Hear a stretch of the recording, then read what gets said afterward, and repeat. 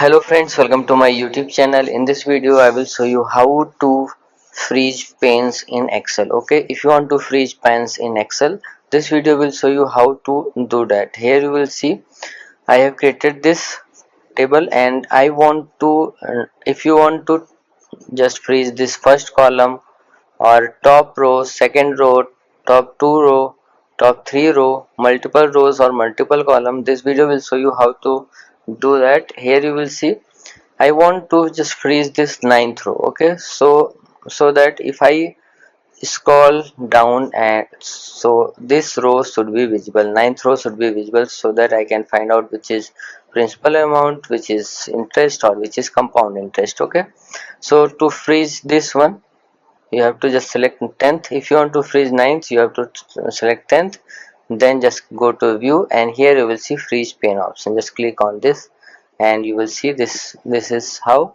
you can just freeze the ninth row. Okay, if you want to freeze top row, you have to just click on this freeze top row option, click on it, and you will see top row is freezed.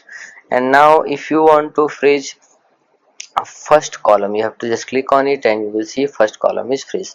So like this you can freeze unfreeze panes in Excel. So if you like this video, please like my video and also subscribe my channel for more videos like this. Thanks for watching.